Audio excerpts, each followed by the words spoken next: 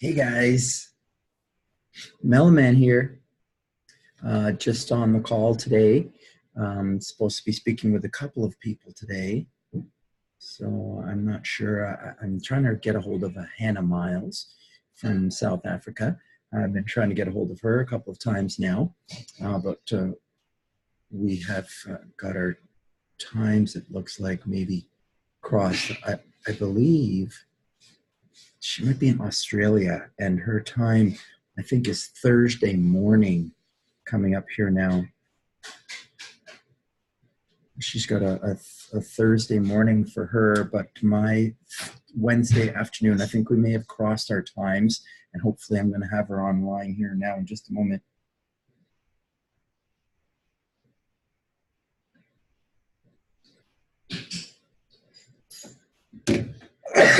Excuse me. So hopefully we're going to have a chance to discuss the detoxification process. Hannah Miles is teaching healing to, I think, families with autism, treating that with fasting, fruiting and fasting, and exercise and sunlight and grounding, I believe is the protocol she's using. But having a lot of success treating people. So great to catch up with her. It's been a year and a half since I spoke with her. I'm looking forward to having a chance to catch up and find out what's happening with healing down under, natural healing down under with Hannah Miles. I believe it's Australia. While we're waiting for Hannah Miles to pop up, hopefully we do get her. I'm just going to talk a little bit about the breath work. And breath work is so important. And, you know, I always say that this is so important. Lots of things are so important. Lots of natural things are so important. It's like you can't put the whole puzzle together without having all of the pieces there. So is one thing more important than another? I don't know. We need all of the pieces. Breath work is one of them, right? Because when we get into circumstances and situations in our lives, we start to shallow breathe. And we're not really meant to be shallow breathers. We're actually supposed to take full, deep belly breaths. And this has been a problem for me, that I haven't been able to take full breaths. Like, I've always felt blocked.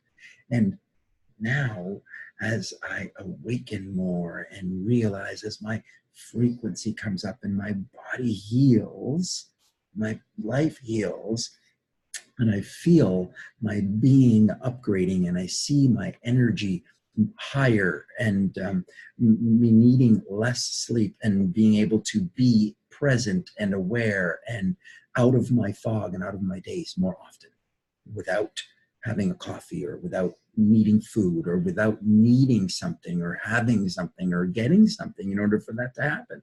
That energy is just being perpetuated within the self. So as the being awakens, it becomes its own self-perpetuating, energy-driven entity that doesn't really need anything anymore. It needs less of things from the outside as it gathers more of its energy from within. So as I start to see that happening in my life more,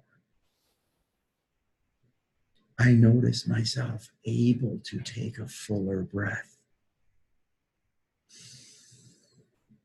Like, I can breathe with the ease. And that's what happens, is as the being upgrades or awakens, the breath becomes deeper. The deeper, fuller breath starts to return to the being. Now, breath work alone can trigger a conscious awareness or a conscious awakening. A conscious awakening can trigger the breath to deepen. So you can go from the top down or from the bottom up. It's never one way or the other. It's never right or wrong. You can enter this through the physical detoxification, as I started, or you can enter this from the top down, and you can enter this psychologically, maybe emotionally. There's not a right or wrong way to heal the body and life. The body and life heal completely and naturally, all the same way, with emptiness and with fruit and fasting, with emptiness, with lighter foods, foods of higher energetic footprint, higher frequency foods that have a higher vibration, foods that are alive. The foods that have the most life, the highest vibration foods are the fruits. So don't fear fruits.